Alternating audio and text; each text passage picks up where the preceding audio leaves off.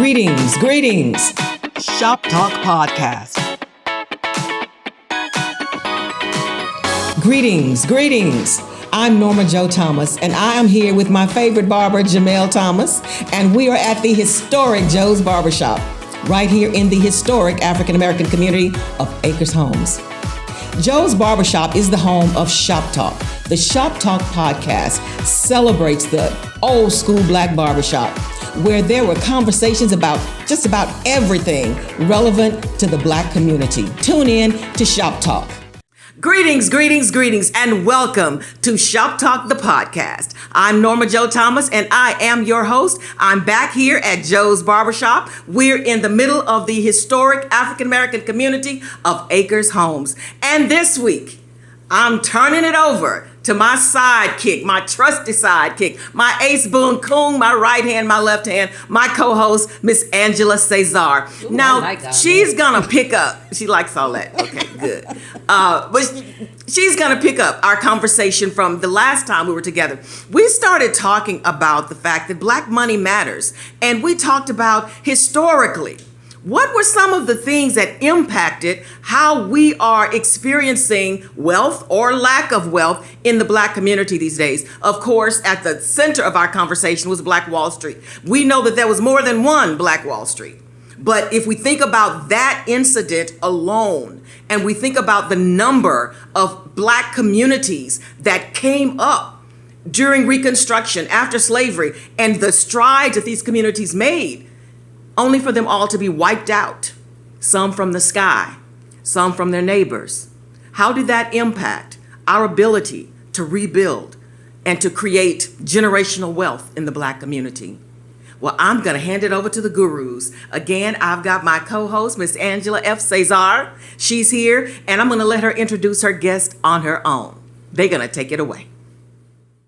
Well, I am just so excited to be here today and to have full reign of this thing. Norma Jo dropped it in our lap, but don't think she's far away because this is her baby. She's still in the studio with us in case she has to say something. See, there she is. But I want to introduce to you guys my, I don't even know how to put this sister into words, but she's my business partner. She's our senior partner in our company, and she is just on fire. I love her, and we have a professional relationship that extends beyond the boundaries of professionalism, and it's really cool to be in business with someone that you really do love and respect. And that's about how I sum it up with this sister, Miss Toni Sanders. Jump in and say something. Hey. Let me tell you something. That $20 go a long way when you ask somebody to introduce you. That's what I'm talking about. Woo! So it's your girl, Toni Sanders here, your certified financial educator, licensed financial professional. Thank you so much for having me today. I'm super excited to share this conversation with you. You know, I'm feeling like home right now. Yeah. I feel right at home. Absolutely. You know, being in the barbershop after doing hair for 20 years, I'm like, okay, I'm waiting on my next client to walk through the door. There you go. Toni and I are going to be talking today about some things that concerns our community, and the biggest thing that concerns our community, because no matter how you look at it, when it comes down to it, money matters. And dollars and cents in the black community, the brown community, every community actually is extremely important. And one of the things that Toni and I want to share with you guys today from this position is dealing with the challenges that come in our community on how we can get people to get back into the money game. And I'm not talking about spending it. Absolutely. I'm talking about the other side of it. So just to give you a little recap, my girl here has 10 years of experience in this. Between the two of us, we got 25 years. Ooh, we getting old. So we getting old. Yeah. But we looking good getting old.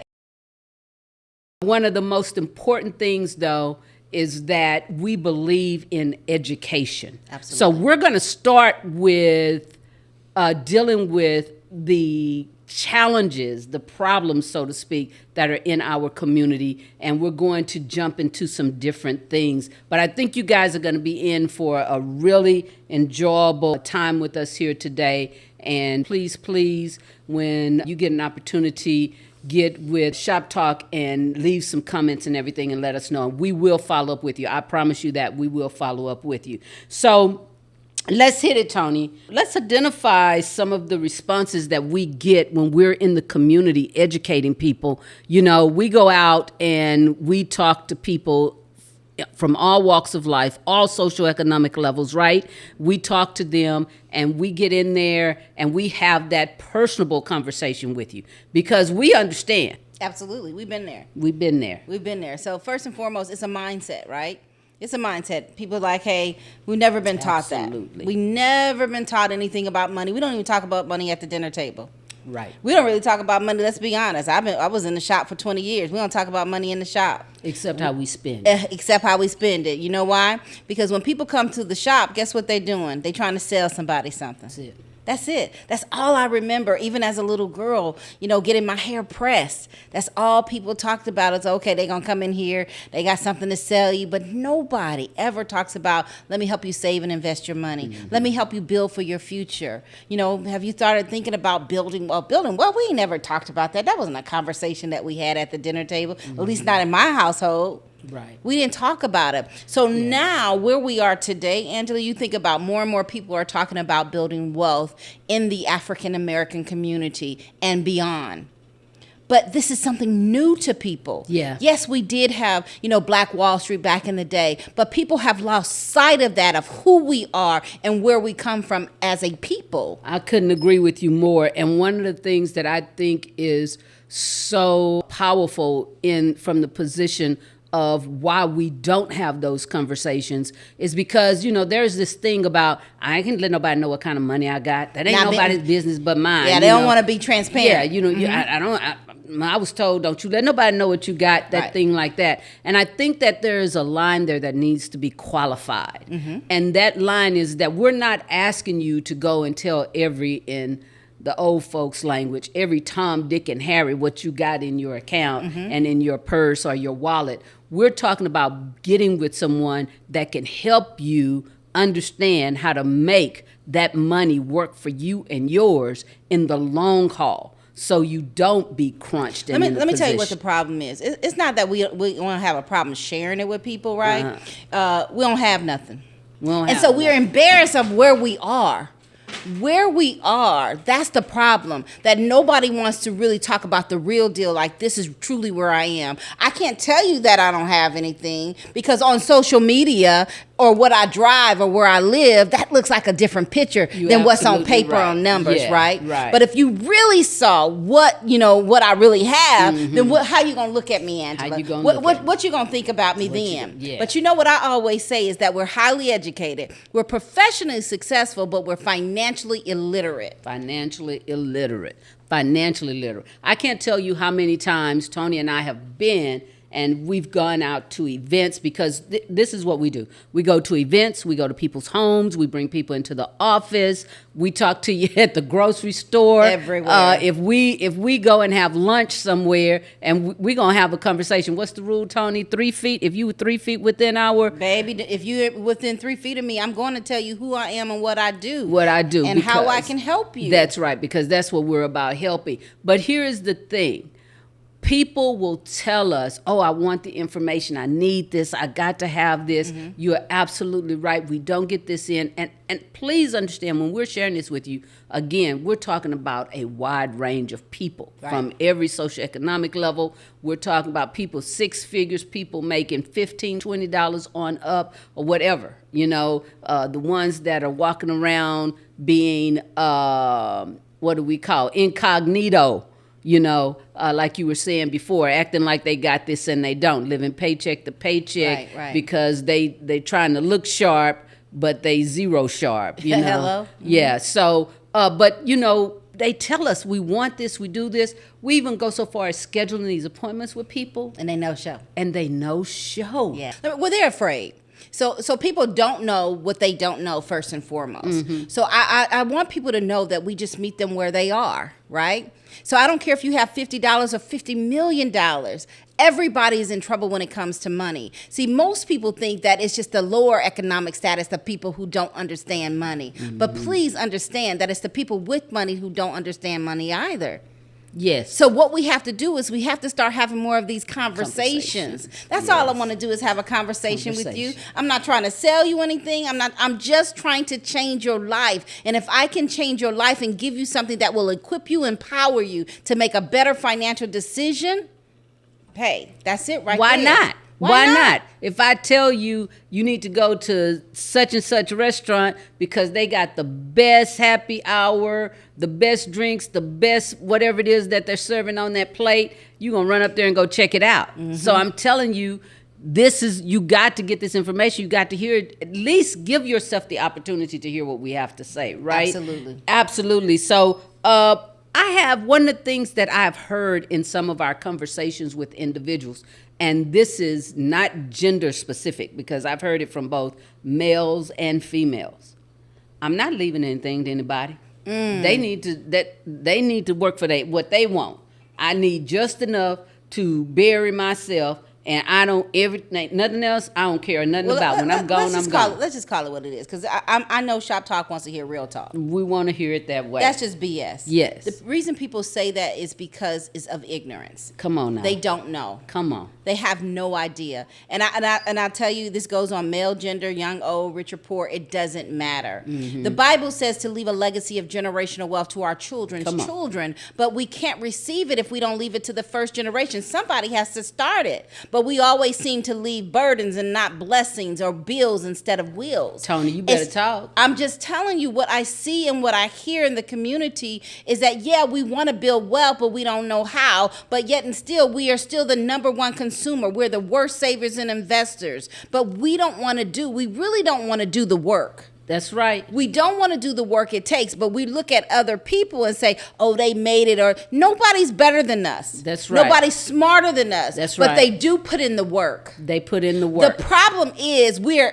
our own problem. We need to look in the mirror and look at our own situations. I'm not gonna look at anybody else's situation. In the mirror. That's right. You gotta take a look in the mirror. You got to absolutely do that. And I when you were saying that, it reminded me of something. My grandmother always told me, every generation must do better than the generation that came behind them. We talk about it. We talk about asset distribution, how other generations are getting ahead of us because they leave something to the next generation. Now they have something that they can build on. But if you continuously, generation after generation, and you're not receiving anything, how do you build? How do you change the narrative in our community to help those coming up behind us? Right. Because that should be the key. When did we lose that concept in our community, in our family structure, that we want those that's coming up and those that are coming from us to do better than we did? And I think that somewhere on that, during that time, we just began to pull away so much from, how would you say, the family conversation.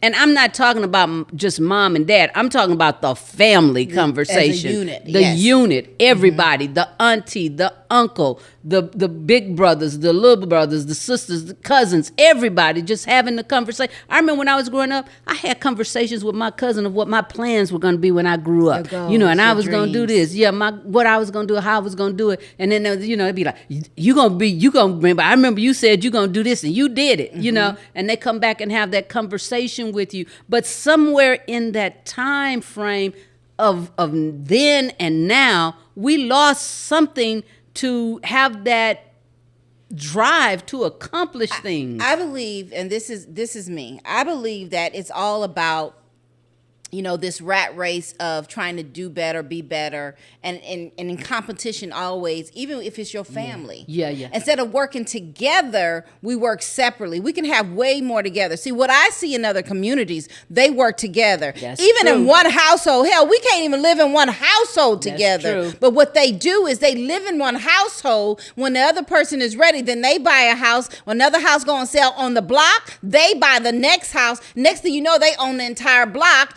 in the whole street. But here we can't even live together, because when you live together, you have that one income, household income, not an individual's income. So you imagine there's 4 people in the room right now. Mm-hmm. And if we all live together, your income, Miss Norma income, our audio guys income, and we all together, that's what they look at. That's but I don't want nobody to have more than me. I don't want anybody to do better than me. But if we work together, and you can imagine that, how we can change the narrative in our communities and beyond, the power that we would have economically if we just work together. Yeah, that's powerful that you said that, because in our first episode, our nephew that still cuts hair in the barbershop, Jamel, that was one of the things that he talked about when he talked about how the barbershop has kind of failed off with its obligation to the community.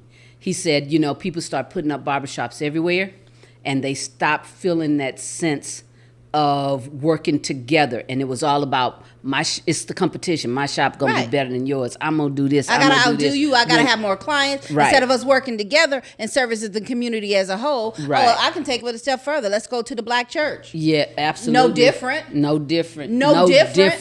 No different whatsoever. And this is what I'm telling you guys right here, right now. This is I know you're probably thinking we're supposed to be talking about money, but it's the mentality, the attitude, the mindset that gets in, and it creeps in, and it messes with everything. And so we have got to understand. What's the bottom line to everything, though, Angela? Come on with it. Come on. The bottom line is economics. Economics. So everything has to do with money. This is not going to happen without money. People say, money is not everything. And not having it ain't everything either. Right. Ask those who don't have it, right? So I'm glad that you wore your shirt today, because April is National Financial Literacy Month. That's right. The show is Black Money Matters. Yeah. Does your money matter? And people need to really understand that you have to understand how it works. You have to be the head of your household, but people are not taking it seriously. Yeah. They're not. They're like, okay, I have time, or I'm good. No, we're not good. Yeah. Because some of the problems that we're having in the community would not be if we all work together as one. Toni, but how can you know that you're good if you don't even give yourself an opportunity to know what you don't know? I remember, because as long as I can go out to eat, as long as I can go to Papados, as long as I can go to Steak 48, as long as I can drive my car, as long as I can live in my townhouse and live paycheck to paycheck, I'm good, because it's a perception that I want people to see. What I want people to see and what is reality are two different things. So we're in our homes, in our little cubby holes over here, dying financially. We're dying. We're suffering. I call it suffering in silence. Suffering in silence from a financial perspective. Man,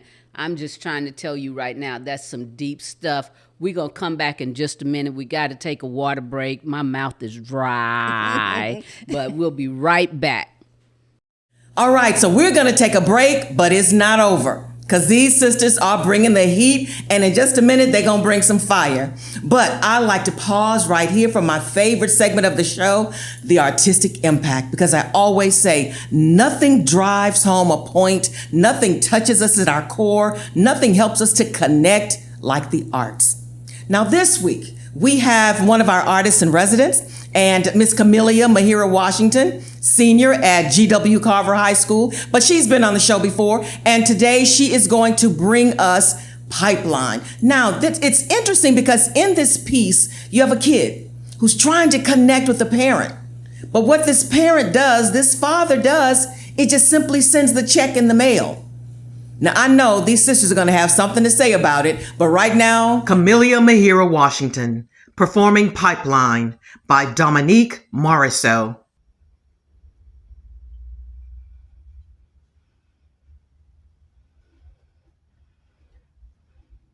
I was sitting in class listening to the lesson. We were talking about native son, and I woke up with you on my mind that day. And we discussing this bigger Thomas and his circumstances and where he coming from and this and that. Single mother that got brought up. One of the students said he only had his mother. And I'm sitting there listening to this the day I had you on my mind, and I tried to call you. But you didn't answer your phone, so I'm just sitting there listening. It's a poor, single mother, angry animal, Bigger Thomas. And then the teacher come asking me what I felt. I felt like he was saying something to me, like he was looking at me, but looking through me. And I say I don't want to talk about it because all I'm thinking is how I haven't seen you in weeks with that check come on time.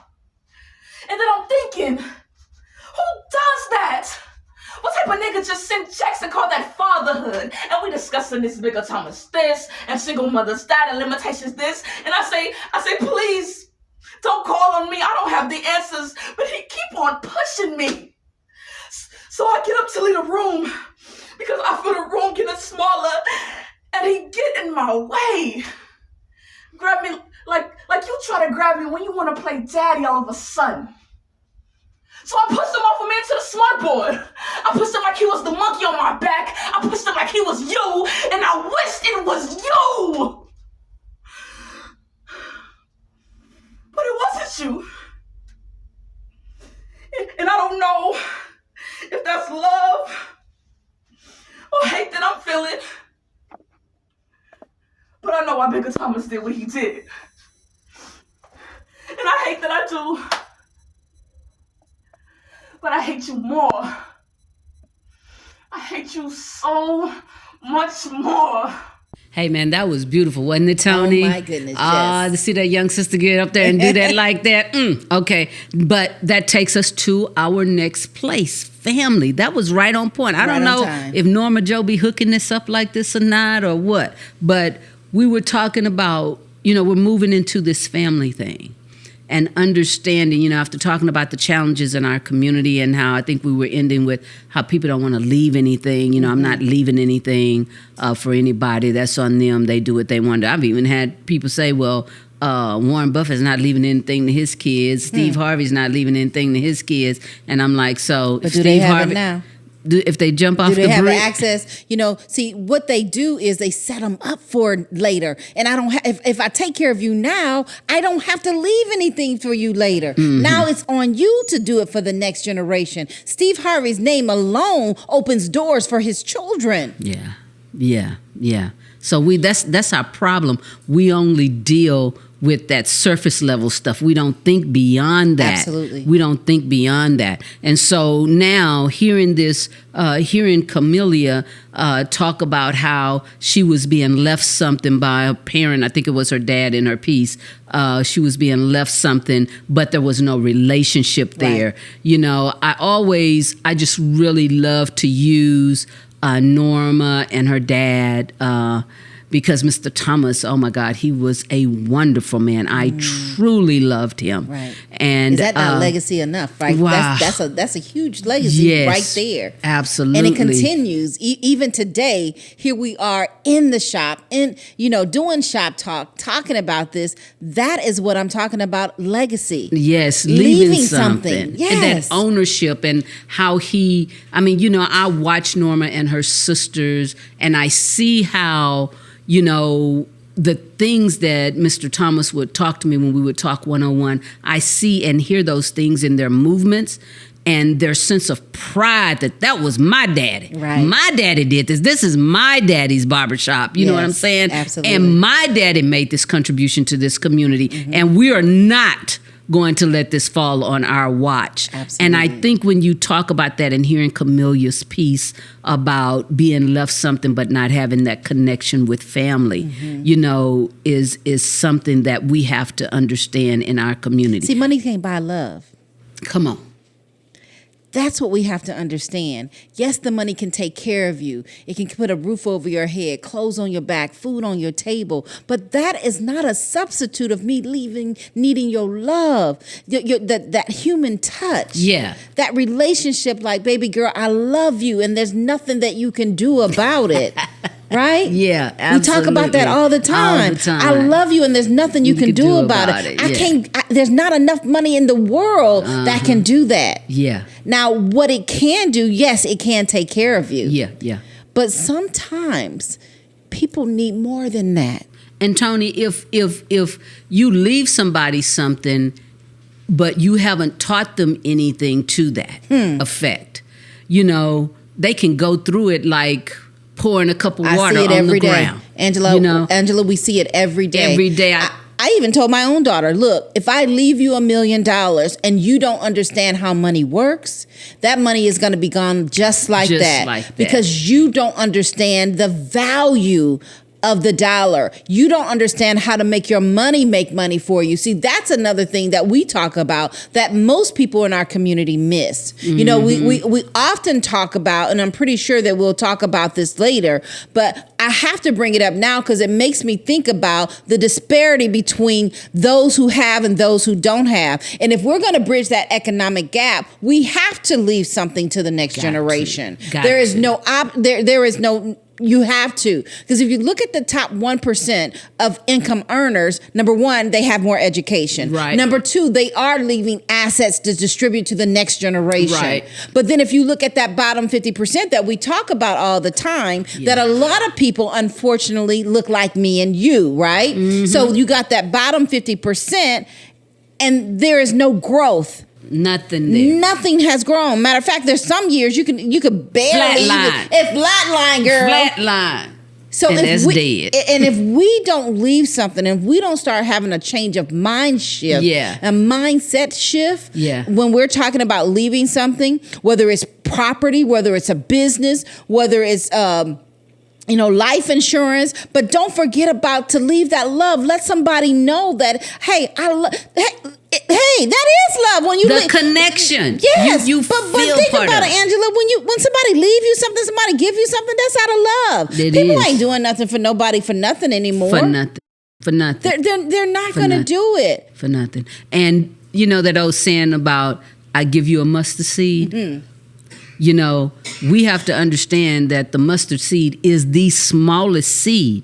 So the smallest thing that you can be left with, you can make that multiply and become extremely fruitful. But it comes down to you being able to connect to that. Well, why aren't we leaving anything?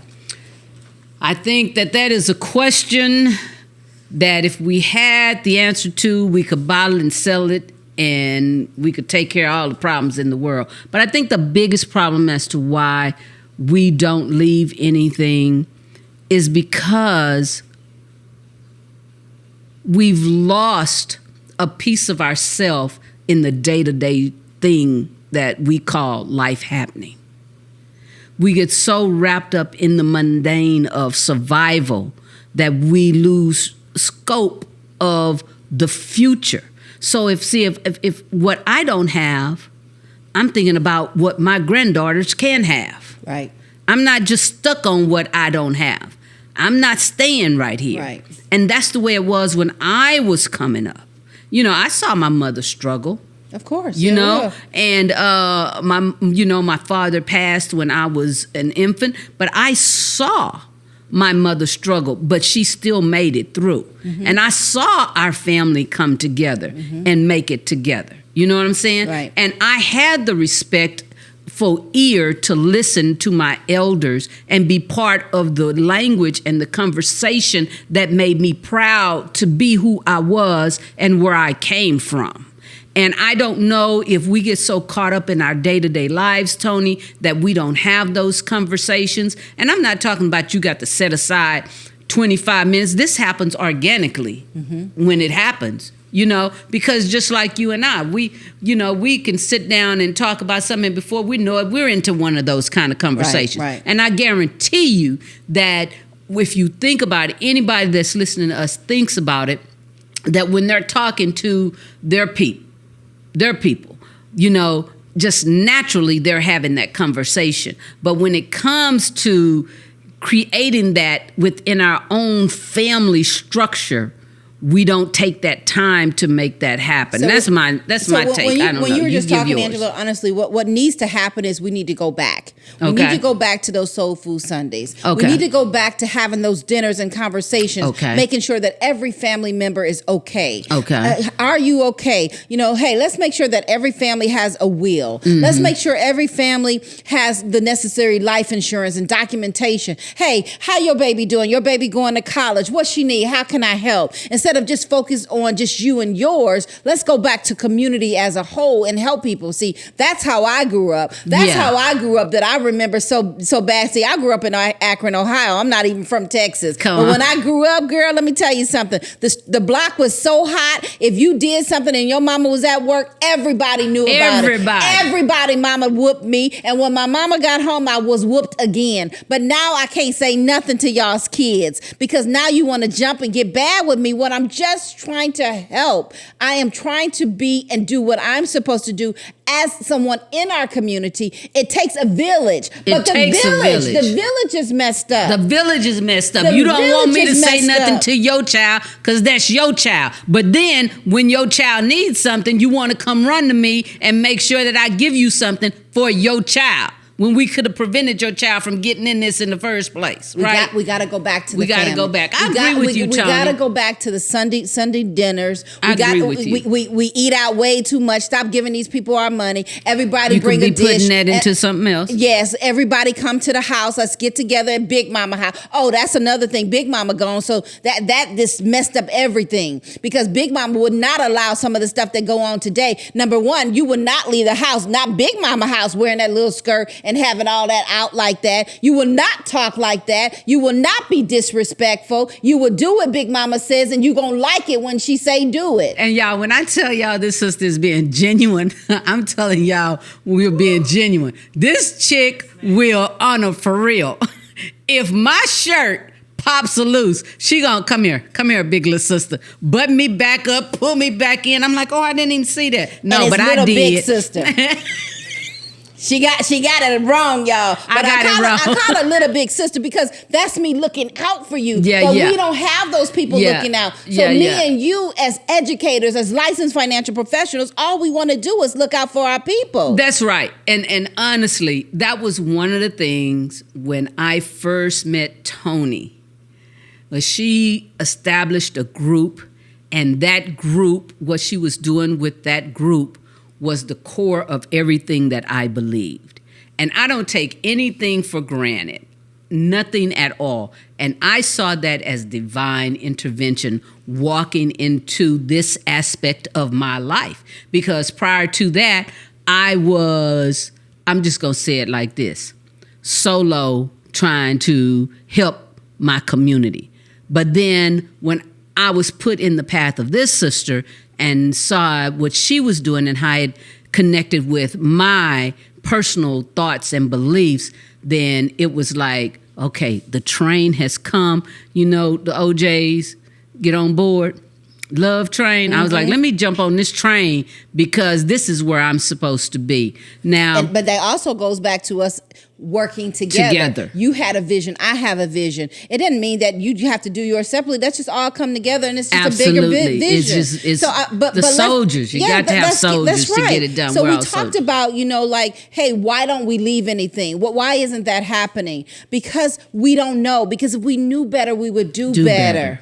But we don't know. So I'm telling you, if we could just get into more barbershops and beauty shops, can we go to the churches and go where our people are? Can we meet you kneecap to kneecap at your dinner table? When you having your soul food Sundays, can you invite some sisters over and let's just have a conversation? Let's have the conversation. Talk about how we can change the narrative, not only in your family, but your community for generations to come. Yeah. But nobody's willing to really have those conversations with people.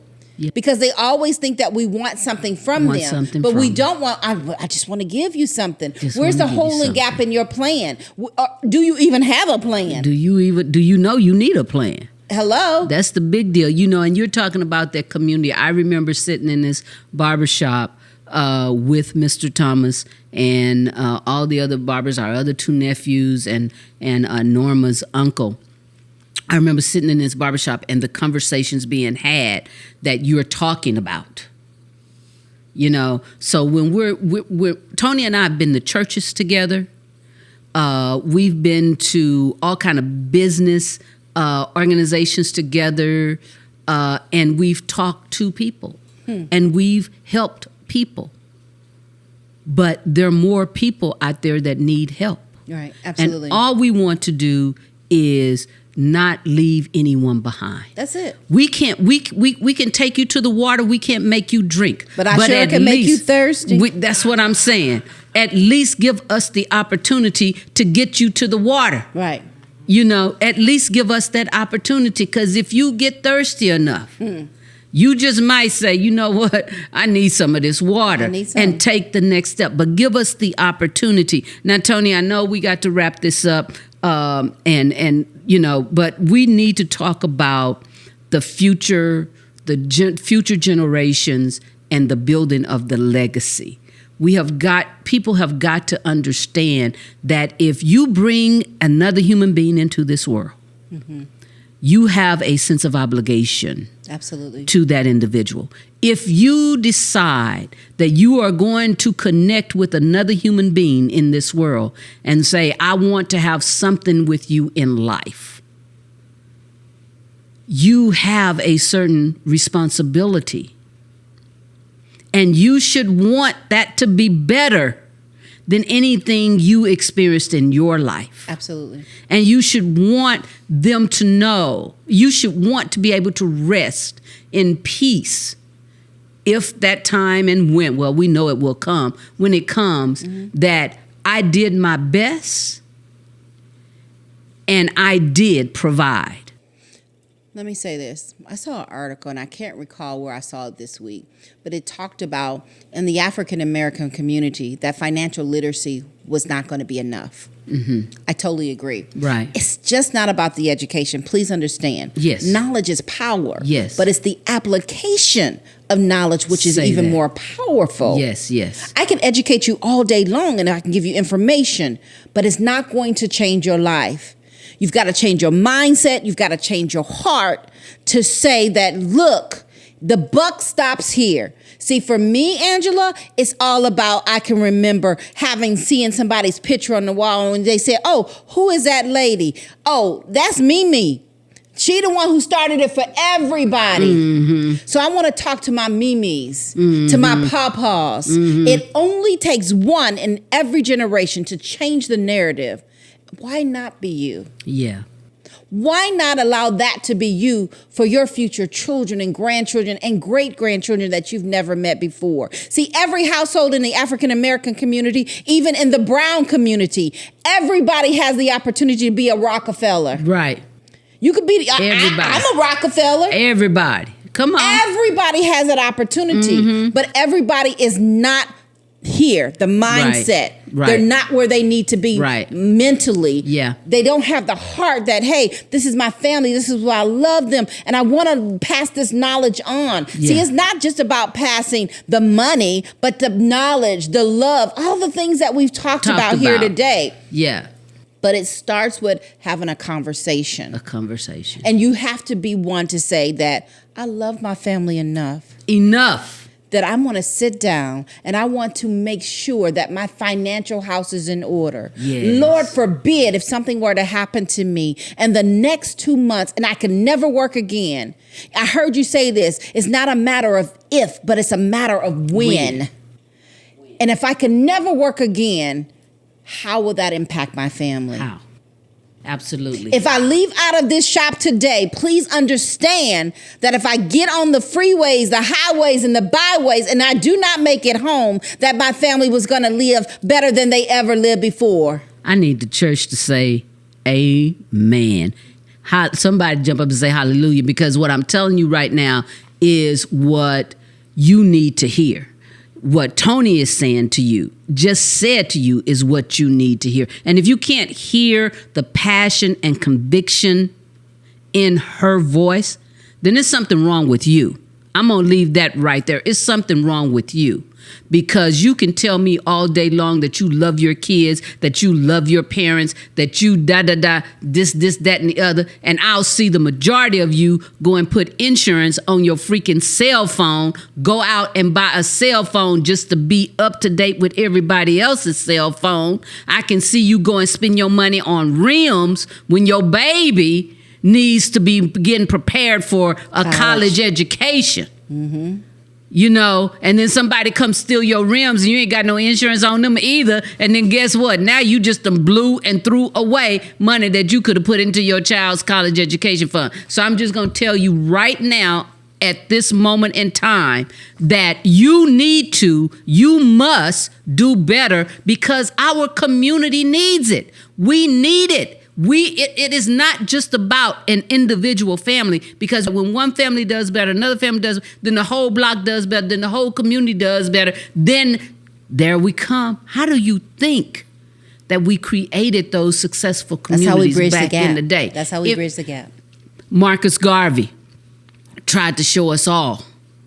So we have to understand that concept and accept that as it is today. Toni and I are going to tell you guys goodbye, but we are coming back. We get to do our next episode again. We're going to come back, and when we come back, we talked about challenges and things like that. When we come back again, we're going to talk to you about, and this is the real deal, we're going to talk to you about solutions, because we can't just talk about problems. We got to bring some solutions to the table. Right, Toni? Absolutely. All right, then we out. Season 1 of Shop Talk Podcast is funded in part by a grant from the City of Houston through the Houston Arts Alliance.